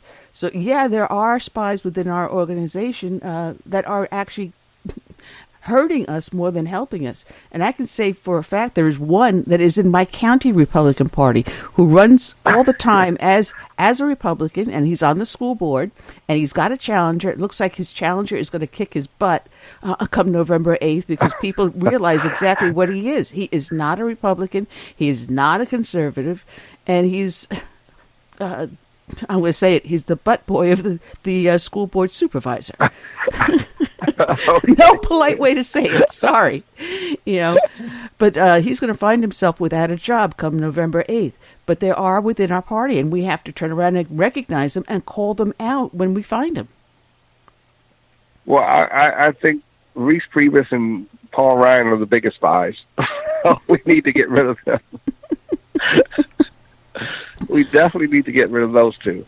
And I think that'll change a lot at the party. Right. Those guys are not loyal to conservative values. They just aren't. And I can understand, because I grew up in Washington, and if you stay inside Washington long enough, you'll turn liberal. Hey, George. Yes. After next week, we turn our sights to the midterms 2 years from now. What you got going for that? We're going to from the midterms for 2018. One of the things that we're going to do different as BlakPac is instead of getting behind candidates after they're already out there, we're going to do a more active recruitment of candidates and making sure that we get the right candidate for the right office, the right people running for school board, the right people running for county commissions, and the right people running for Congress. Because what happens is we get a lot of people who jump out there for Congress who think it's a good idea, but they haven't done anything within the community or within their counties so that people will actually know who they are. And this is not just black candidates, but white candidates do this too. The second thing is we're going to make sure that people who run and have the proper amount of seed capital from their own pockets. I think to win a school board races, you need to have $10,000 to $20,000 of your own money. For a congressional race or anything else, you should have about $50,000 of your own money. Before you ask other people for their donations, you should have some money in your pocket. So that's one of the biggest issues I've seen across the country is we get people who are running who haven't done any community engagement, but they're watching TV one day and they think they should run for Congress. So one of the things that we're going to work on very hardly is getting the right candidates for the right office with the right funding. I'm hoping that we can build a war chest of about $2 million for 2018. If I had that war chest now, I could probably guarantee that the 6 to 8 candidates we name would win. But we're going to work on building our war chest of about $2 million. We're going to work on recruiting the right candidates regardless of race for the right offices, so that people don't hop out there and run without absolutely no money. Because a lot of people run for office and they walk on faith, and that's great. But you got to have something behind that faith sometimes if you're running for Congress. That's true. And I've seen that here in our own local elections. We've had people that said, oh, yeah, I'm going to run for school board. And after they start getting out there, they don't realize what it all entails, all the different things that have to be done in order to get it even started as a campaign. And then they don't have the funds. And next thing you know, it's like, oh, well, it's costing me too much. All my savings are going into this. I can't do this anymore. You're right. People have to think this thoroughly through before they even toss their hat in the ring, or even mention they're going to toss their hat. Look at it. Look what you need to do. How much money do you have on hand? Go ahead. And the other thing we're going to do is Ann doesn't like, but we're going to do some polling before the people run for office so they have a game plan, so they know what the issues are before they get out there. The issues that resonate with voters may not be the issues that they want, that they like. We find that voters don't know what school choice is, but they know what charter schools are. And people either love charter schools or they don't. And that could be an issue that puts you in office. Second Amendment is very strong out west. Open carry is very strong out west. So if you're not for open carry, then you're not going to win anywhere in west of the Mississippi. It's so funny. We've got to have some. Go ahead, George. We've got to have the right issues and the right candidates and the right dollar amount. Yeah. So we're going to work on that for 2018. I expect us to be able to double the number of black congressmen every 2 years. And the other thing we're going to do is we're going rhino hunting. Hunting we're going to target those rhinos that are in office and get them out of office. Well, we're going to have to find someone to run against Lindsey Graham. That is for sure. That is for sure. Because he's... we're going to have a page of rhinos that we're going to put on our page, and we're going to say, this is a rhino, get them out of office. Help us eliminate the rhinos. You know, I wish... I wish we had something like BlakPac when we were trying to take Lindsey Graham out, because we had 12 people that were running against him in the Republican Party alone. So yes. Out of those 12, should have been one person that could have shined above all others and everyone get behind and support. But it actually diluted the entire field and allowed him to cross over to Democrats and pull their votes in, because we've got open primaries. And that's how he ends up staying in office. Well, one of the things that when you have a weak state party or a weak county party, you shouldn't have 12 people running. That's part of the job of the county chair, is to say, well, let's see who has the best shot. Then the rest of you guys get behind the person with the best shot. A weak state or county party actually loses elections. Well, the only problem here is that our county rules say that if a Republican is running against another Republican and going into a primary, the county party cannot endorse either one. Once they're out of the primary... Well, he can't endorse, but he can discourage he can discourage 6 people from running. So that there's maybe 2. I mean, there's got to be a great shot. And again, that comes with doing some real polling to find out who has name recognition and who has money in the bank. You're not discouraging people from participating in the party, but you're being realistic. Mm-hmm. Unfortunately, our state party didn't get behind anyone, didn't turn around and pull us, any of them over to the corner and say, hey, listen, the water's a little too muddy here. Let's try to clear it up, and let's get support behind this individual, because we know we can propel him forward or her forward. Right. And it's important that we do replace these rhinos in office. I'm sorry, I still cannot forgive McCain for the attacks he's made on the Tea Party, as well as other members of the Republican Party. You want to say that you want us to support your individuals, well, support us too back in return. And that was basically my message to the guy that said, I can't go to a Tea Party meeting, I'm a registered Republican. Hello? Hello? Yes, we are part of the Republican Party. No, we'll get rid of the rhinos in 2018, and 2020 will be an even better year. That 2020 will be a better year. Curtis, go ahead. Hey, when Trump wins next week, do you think the media eat crow, or they'll try to blame his victory on Comey and the FBI? No, they're going to blame his victory on deplorables and dumb white men. They're going to say there's too many dumb white men in the country. That's what they're going to say.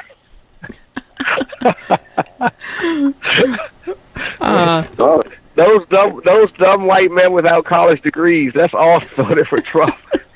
That's what they're going to say. And there's too many people walking around with no shoes on, and these deplorable people. They're going to play this. And then the FBI be the fallback, huh? And the FBI will be the fall guy. I just think it's going to be funny, because that's who they're blaming his followers on. We're all deplorable, and we don't wear shoes, and we don't have college degrees. Wow. That's new to me, because I got 3 of them. And we all dropped out in ninth grade. We're all Jeffro Bodine.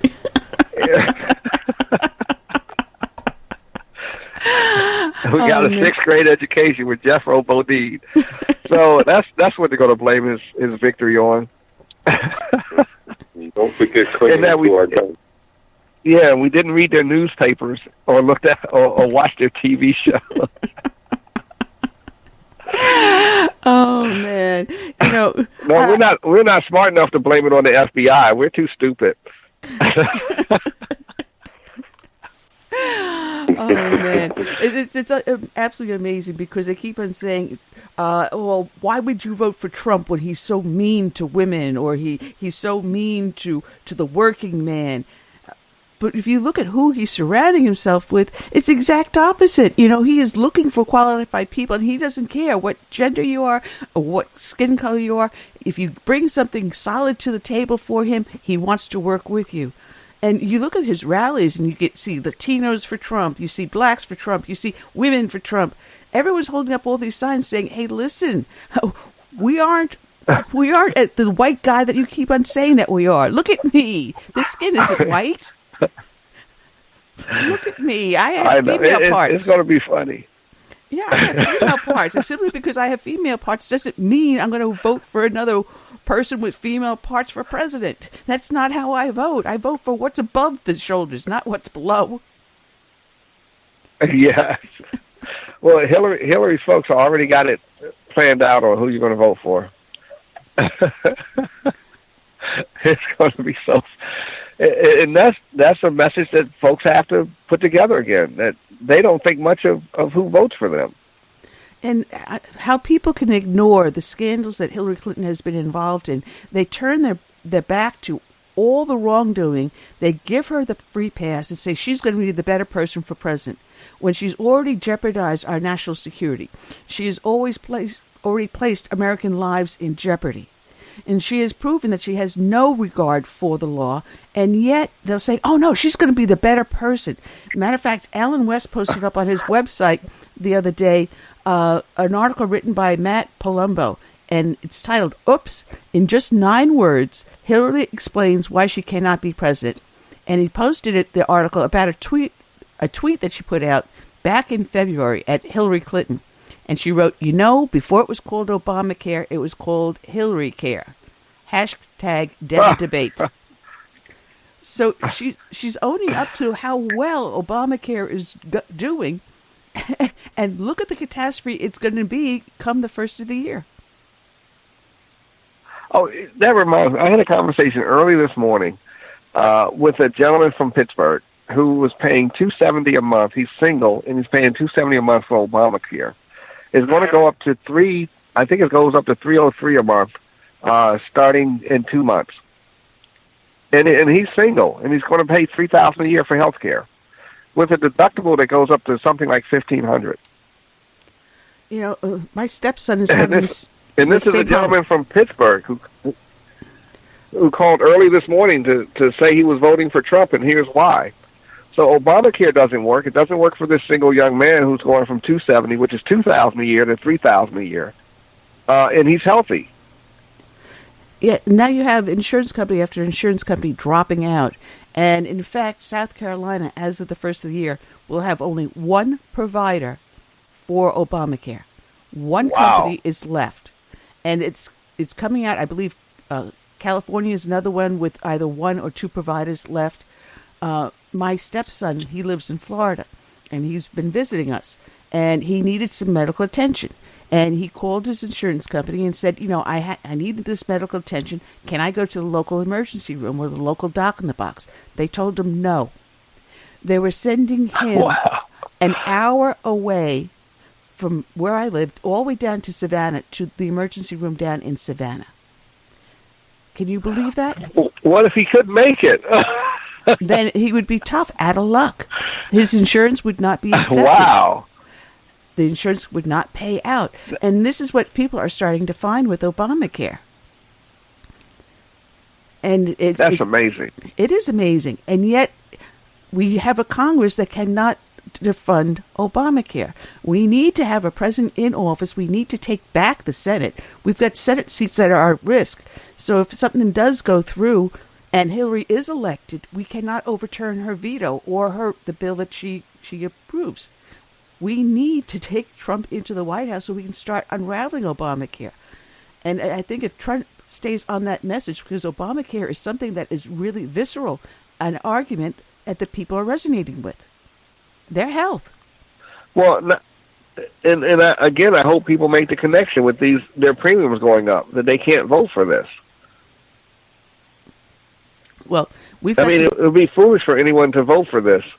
that is seeing the results of what's going on with Obamacare. One carrier in South Carolina.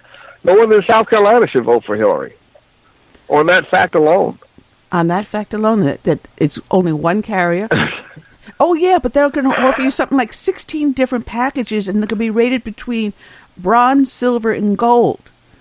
So, in other words, if you want the gold plan, you better have a couple of $1 million in the bank, because you're going to be paying all the way out. You know, it's crazy.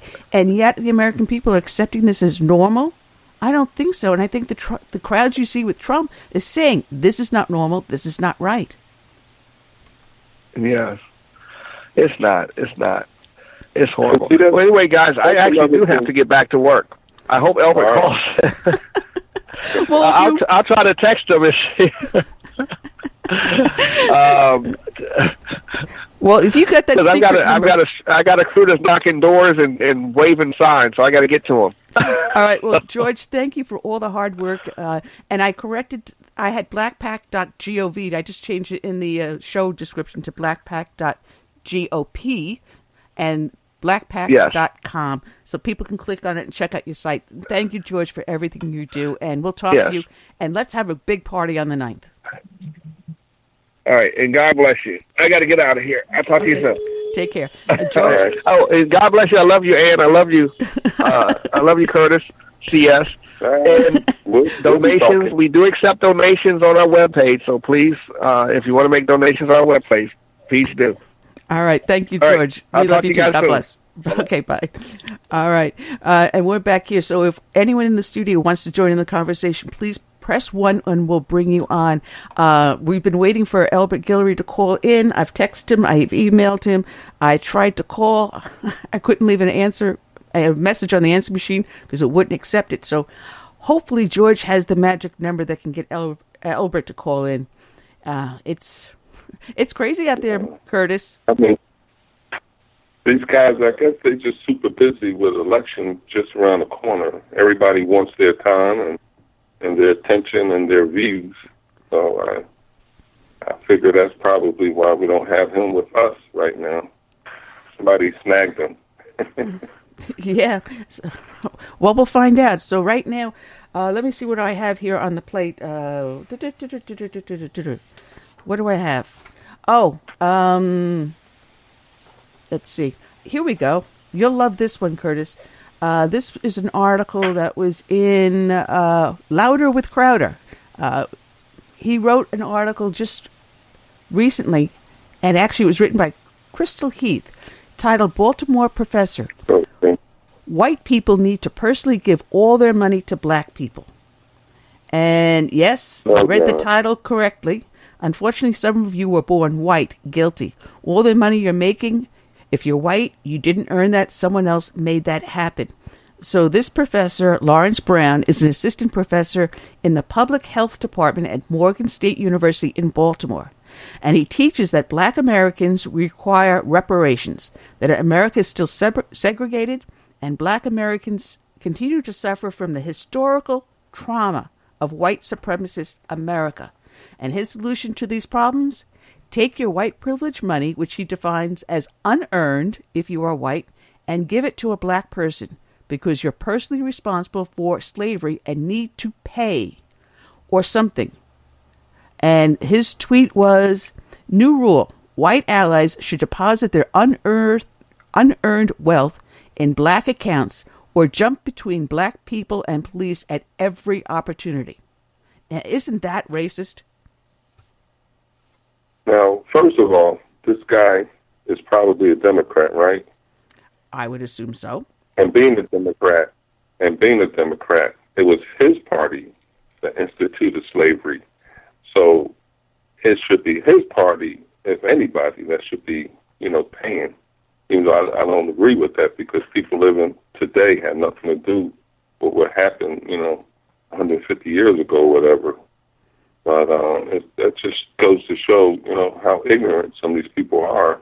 And some of them carry, degrees, in front of their names like doctor and professor and this and the other, but they don't know their history because it's not all white people. It was white people who liberated blacks from slavery, and they were called Republicans.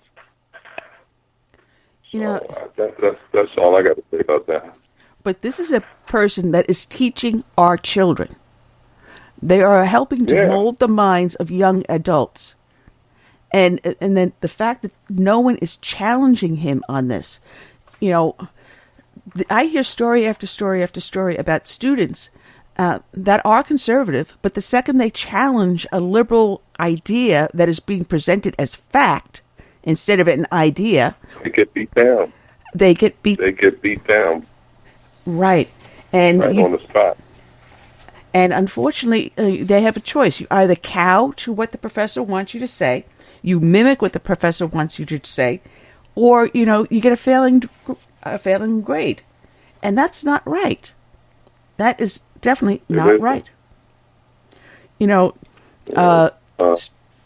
Star Parker had an article. She wrote in her urbancure.org talking about Dr. Everett Pepper, who spoke to pastors in our Black Pastor Network in Washington a couple of weeks ago. He told them how he read a note from a student who said he and his peers felt singled out after listening to a sermon and that the pastor should not have made them feel that way. Really? Really? Pepper, who is the president of Oklahoma Wesleyan University, was surprised that something had seriously gone wrong when a student at a Christian university could feel bad about a sermon and demand the pastor to change it. But Dr. Pepper faced a dilemma. Does he confront the students who also feel like this, students who pay the bills that keep the university lights on, or does he just let go? Well, he decided he'd make national headlines, and he wrote on his university's website an article he titled, "This is not a daycare, it's a university." And in the essay, he wrote this paragraph. Our culture was actually, if I get this right, our culture has actually taught our kids to be this self-absorbed and narcissistic. Anytime their feelings are hurt, they are the victims. Anyone who dares challenge them and thus makes them feel bad about themselves is a hater, a bigot, an oppressor, and a victimizer. He then invited students to re-examine why they attend a Christian university or leave. If you're more interested in playing the hater card than you are in confessing your own hate, if you want to arrogantly lecture rather than humbly learn, if you don't want to feel guilt on your soul when you are guilty of sin, if you want to be enabled rather than confronted, there are many universities across the land, in Missouri and elsewhere, that will give you exactly what you want. But Oklahoma Wesleyan isn't one of them. Now, someone is finally fighting back. And I'm glad. You know, the safe zones are stupid. That's not real life. That's not reality. And you cannot live in a bubble for the rest of your life.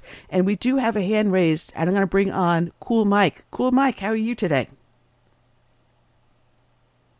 Mike, unmute yourself. Mike, let me know when you can jump in. Sorry about that. There you go. Hello. Yeah, sorry about that. I'm really enjoying the topic, and you're correct. One of the things that the especially in the inner city, in some of these high schools, as well as the academia of higher learning, they're controlled by these the limousine liberals, or these ivory tower academias. And as your co-host had mentioned, a lot of it is not fact. But one of the problems is nobody really knows a lot about history. So it's those who do know history that need to challenge these people, at the forefront. And I find it amazing that when you do challenge them, such as if Curtis or yourself or myself were to challenge person A who makes this claim, their response is, well, you guys are a racist. Or you don't have an official, you don't have a doctorate. They're trying to do that with Trump people. They're trying to make it seem like Trump supporters are nothing more than hillbillies. And once again, I mean, they control the narrative. And when you don't know history or you're afraid to challenge them, we see the results. And you had mentioned with students, we've seen this result with students for years. If they challenge the professor, the university always backs the professor, and the student ends up failing the class or something along those lines. Even when the media reports it, they report it as if somehow the professor did everything to help this student pass, but he was just an uncooperative conservative or a radical. You know, I mean, that's how they do. That's true. You know, up until a few years ago, I was always under the impression that America leaned conservative. But when you see these polls and how divided the country is, you know, you have to rethink that premise. But it all boils down to the fact that I believe, you know, we have to recapture the schools because it's the educational system that's producing these people that support people like Hillary and that communist, you know, that ran as socialist, Bernie. So I see that as one of the main challenges Trump will face, and that's retaking the school system, you know. Well, the school system... I see as... Go ahead, Mike. Mike? I was just going to say is that, yeah, I'm here. I was just going to let you speak, Annie, but I was going to say it doesn't... They challenge everybody. It's the machine, and the machine is powerful. And, you know, you don't need a lot of people to fight them, but if you have a strong group that is relentless, these people don't know how to react. It's no different than in my race where I keep acknowledging 74% of our third graders are illiterate. They can't read or write. And when you keep repeating that and you force these academias or whoever to answer that question, is Mike lying or is he telling the truth? When you force their hand, that's when these people get so upset. And, you know, then they, not just the racists, but then they try doing everything and anything. And they do it, I mean, we see it happening everywhere. I mean, whenever I see a story on MSNBC, it's normally always supporting the establishment, governmental, whatever it is, basically against maybe a crusader or the crusader of the cause. But this is how they do it. And I mean, they're well funded, they're well established, and you know, if you can't beat them, if they can't beat you, they smear you. That's been history throughout. You know, we need more people like you, Mike, that actually take the initiative to run for school board. And so people listening, support in Grand Rapids, Michigan, Cool Mike for school board. And you're out there right now knocking doors, aren't you? Yeah, well, I'm taking a break for the next few hours. I'm going to a black ministers gathering. But here's an example. Here's a perfect example. Curtis, what you just said, it has such validity to what you're saying. Yesterday, Donald Trump came to Grand Rapids. The media took a picture like 2 or 3 hours before he even got there and posts how empty the arena was. There was not only not a seat to be had once Trump got there, but parking was insanity. And I will tell you, I have been involved in this for decades. I have never, ever in my life, ever, not once, ever seen a rally quite like how Trump does it. It just is unbelievable. It is true. It is insanity in its finest hour of people and cheering and energy over and over. But of course, for those who can't make it and they read about it, this is how they do. You know, it's really funny the way the media, and we discussed it with those 65 journalists that actually worked for Hillary because they went to John Podesta and went to this dinner that said how to sell Hillary to the public. 65 journalists from USA Today, New York Times, and a whole mess of other publications that you already know. You know these people. You read them, you watch them, and they are directly slanting everything to be pro-Hillary. They're trying to influence the race by making it seem that she's got more voters for her than Donald Trump has for him, where the exact opposite is the truth. Now, Doug Schoen yesterday on Fox News said, even though I am a Democratic strategist, I cannot vote for Hillary. She's gone too far. I cannot put a vote for her. And there's going to be Democrats all across the nation that are going to stay home and not vote for her, thus giving their vote to Trump. And this is what I think is going to happen. And I think George Farrell is correct that Trump is going to win big, or as he says, huge. So let's hope that it also helps. Mike, do you see a Trump win helping to contribute to you winning your school board seat? No, my Grand Rapids is very, very liberal. I kind of have to separate myself. I shoot myself in the foot going door to door. I tell it like it is, and I'm not intimidated. But associating with Trump would be political suicide. I do anyways, and we'll see what's going to happen. But no, Grand Rapids is very, very progressive. It's in debt $1.2 billion. Let that say it all on how we operate. But I do agree. I feel that I think there is a Trump movement. These rallies, I am telling you, I've never seen anything like them. And Hillary, just recently, it was Hillary herself or Tim. No, it had to have been Tim Kaine. Tim Kaine recently showed up at a event. There were 30 people there, 30, and it wasn't a private event. Well, Mike, I mean, granted, he's not the best of speakers, but my point being is, I have never seen anything like this ever, and it's unbelievable. Well, let's hope it translates into votes for you too, though. Mike, I want to thank you for joining us. I got Elbert with us now, finally on the line. Elbert, you no longer love us, do you? I love you very much. This is just the wildest time of my absolute life of all of these years. These last few days of this campaign are absolutely wild and thrilling too. I must say, I'm enjoying it. Well, no, you've got one major challenger in your race right now, which is Johnson. It looks like you two are basically neck to neck. How are you doing? Do you think you can take this, or are you going to go to a runoff? We will definitely go to a runoff. I don't believe that either of us can pull 50% plus one out of this 7-8-man primary. Yeah, yours is kind of crazy because November 8th is your primary, not your general election for your race. And when is the runoff going to be? December 10th is the runoff.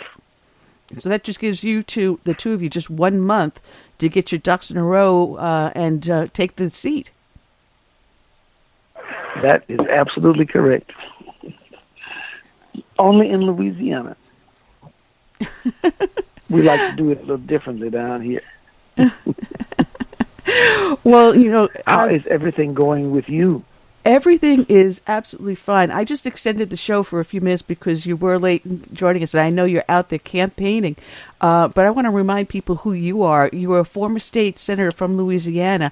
Elbert Lee Guillory is your name. And you actually were Republican at one time. You went over to the Democratic Party. And then in a famous video, which I have linked onto the our show page, you said, no, I am not a Democrat. The Democratic Party left me. I am a Republican, and here's why. That is true. The state Democratic Party in Louisiana started to move so far to the left, so anti-God and anti-gun and anti-family. I could not tolerate being there.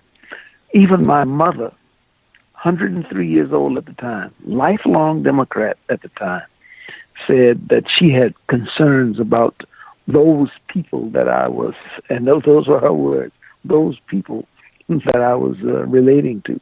She did not want me to bring dishonor upon our family with some of the stuff that they were putting out there in the world. Oh, man, there's a lot to talk about, and unfortunately, we're running low on time. But like I said, I did extend it a few minutes, hopefully that you can stay with us. There's so much going on with the races going on here. When you get to Congress, what would one of your first moves be? to stop the spending. We have to, the $20 trillion debt, and the president's most recent budget guarantees that we'll have a $30 trillion debt in 6 or 7 years. That threatens every man, woman, and child. It threatens the very existence of our nation. And so the first thing that I'm going to do is to try to stop the spending, cut back on the spending, and start paying down some of that debt so that our grandchildren will not be saddled with this terrible burden that these foolish people have wrought upon this land. Yeah, as of January 1st, across the nation, people are going to see their Obamacare premiums skyrocket. Do you think that Congress, after November 8th, will be strong enough to actually stop Obamacare, repeal it, replace it? I pray that we will. I believe that we will. I believe that people are seeing how desperate America is right now. A lot of Democrats. And when Obamacare was passed, I was a Democrat, and I was the first Democrat in the Louisiana legislature to oppose it. I said, hey, have you read this? Have you looked at it? This is a terrible idea. This is going to chase doctors out. It's going to cost people money, and those things have come to pass. We have to repeal it, and it has to be replaced with some good common sense ideas that permit the free market to continue to operate the best healthcare system on earth. One of the other things that I'm going to really have to look at very quickly is the safety of Americans. The ideas of having porous borders, of inviting people from war zones into our home, into our nation. People who want to blow us up, it's foolish. These foolish ideas must be stopped.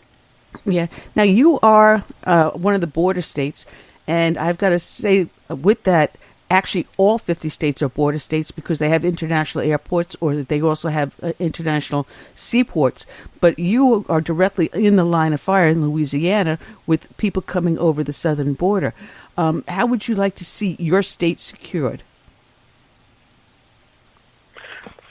We must secure our southern border, and we must secure our borders, all of our borders, from the people from the war zones. Those are the two primary things that must be done. Just 2 years ago, the president invited these people up from Honduras and other nations south of Mexico, and we, in the first 3 months, we were saddled with more than a $10 million debt. And we're a poor state. $10 million in education and health care for people who came without the ability to speak English, and of course, and with many diseases that we had to treat. Yeah, that's the thing that the media is not talking about. We discussed earlier the scandal that broke that 65 journalists actually directly tied to Hillary Clinton and being so pro-Hillary that they can't do anything else. But this is what they're not talking about. They're not talking about the dangers that we have with all these illegal immigrants within our own borders. And we had a guest recently said, well, it's not 11 million here. He actually believes the number may be closer to 50 million that are here that could potentially become citizens. But they're coming through and they're not being vetted physically to see if they're healthy, mentally to see if they're healthy, or their background is not being vetted to see if they are actually who they claim to be, and a true refugee rather than an actual illegal immigrant. You know, what can Congress do to stop this?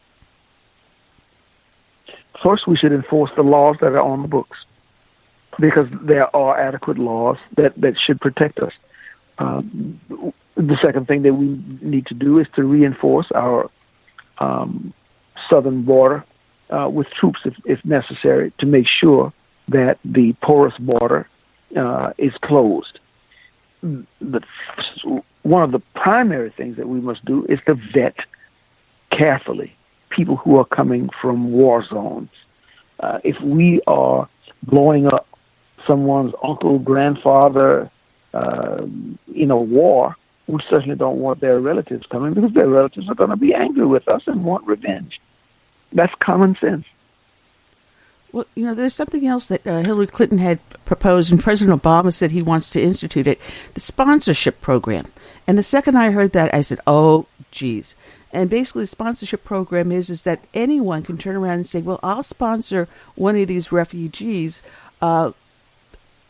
We used to have a sponsorship program. The law is still actually on the book, but they stopped enforcing it back in the 70s, where if you were to sponsor, you are then legally responsible for that individual should anything bad happen. They have to have a house. They have to have a home already set up for them. They have to have a job waiting for them. They cannot be on public assistance for 5 years. And they must work to become a U.S. citizen and swearing allegiance to the United States and nowhere else. That program has been stopped, even though it's still on the books. But when she said sponsorship and Obama said sponsorship, they said anyone can turn around and say, all right, we'll take refugees over here. And then, once they come over here, you can give them Section 8 housing, you can give them welfare, you can give them free medical, you give them free education. And then all of a sudden, Joe Blow from whatever mosque can turn around and say, all right, I'm going to claim these people and bring them over. Don't worry, they're okay. You see the problem here?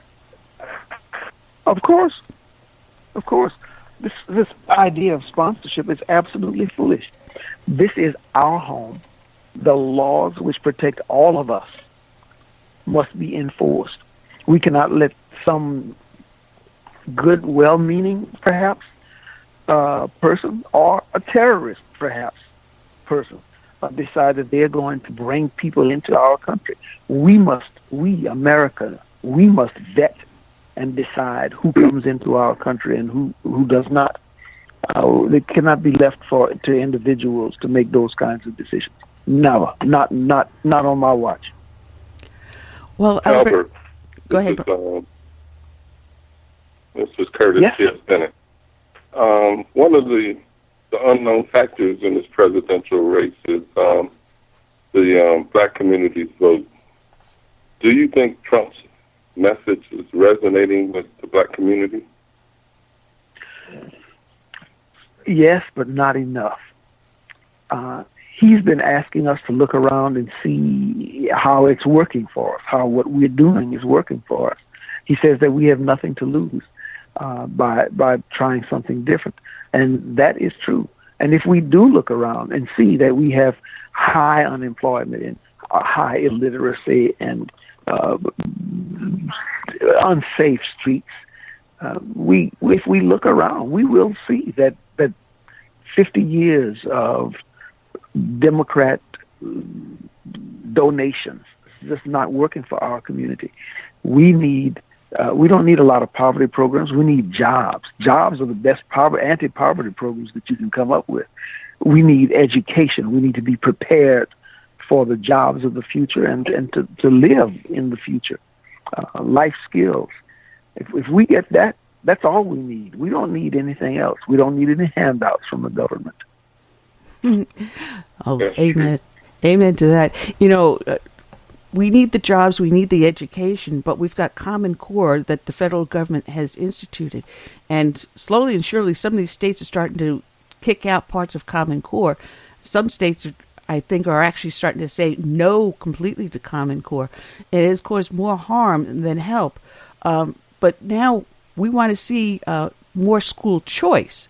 And people don't understand what is behind school choice, that they can choose charter schools, they can choose a religious institution, they can choose homeschooling.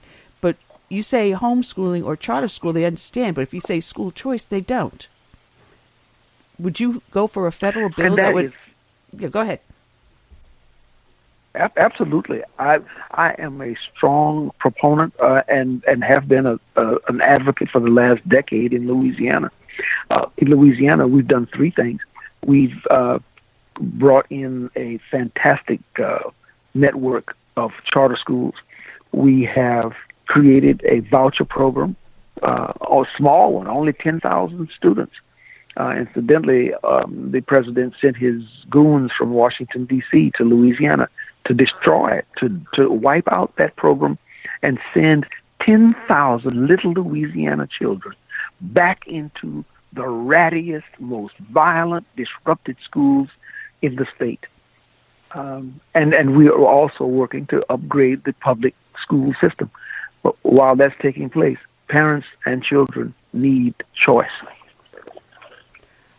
Well, Elbert, I want to thank you for joining us. I'm going to give you a good hope that you do go to your runoff, you and Johnson, and I want to see one of you there.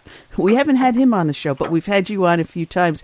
So people can go to voteelbert.com. They can contribute to your campaign. They can check you out, give you their support. Thank you very, very much. Voteelbert.com is a place where you can go and please send us your prayers. Please send us your advice. Send us any loose change that you have because the campaigns are expensive. Thank you so much for letting me be with you this afternoon. Oh, it has been a pleasure. Nice to know you still love us. Absolutely. And I'm serious about that. Oh, man. Well, Elbert Guillory, good luck on next week. We got 7 days left, and hopefully crazy season will be over after that. Thank you so much. All right. Check it out. Elbert Guillory, voteelbert.com. Curtis, we did extend it for a few minutes, and it's time to go. I'm exhausted, but we got through the day. Yeah, we did, and I'm looking forward to Friday. Yeah, Friday we've got two great guests. Just one step closer. Yep. And actually, Dr. Herb London will be joining us on Friday. And I got to tell you, those that were listening when he abruptly left, he explained to me what was happening is they had a fire emergency in the building, and a fire marshal was actually physically grabbing him to haul him out of the building. And that's why he kind of left rather quickly, and we didn't know what was going on. So he did apologize for that, but he is going to be joining us on this Friday. And we're also going to have John Lofgren return. He's got the book out that we discussed before, Atlas Shrugged. So we've got two great guests coming up Friday. And we'll be back. Wow.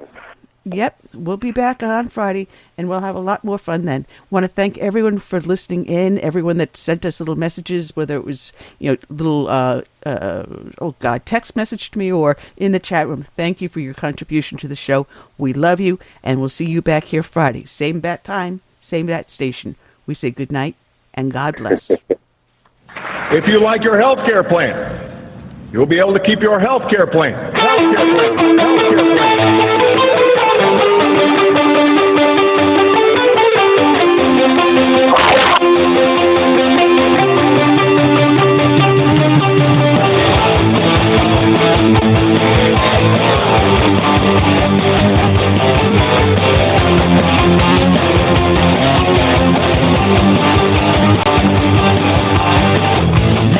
How it's gonna work, kid. You're working hard like your parents so did. Everything you earn by breaking your back, we're gonna redistribute when we make our pay tax. Hey, sit down, don't be a jerk, cause none deserve it better than the ones who won't work. We're gonna blow away what our forefathers wrote. Use your hard money just to buy a new boat.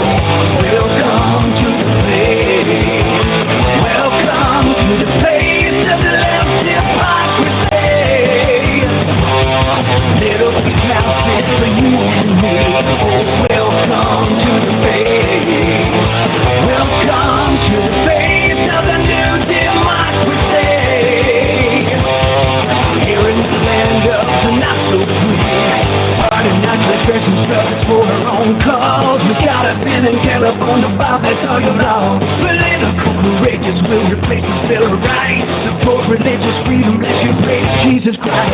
The presence in our pockets, but there's no one free. You cannot make a move, no, that's the NSAC. Don't expect equality, respect for fair play. The IRS will target those who vote the wrong way. Welcome to the place.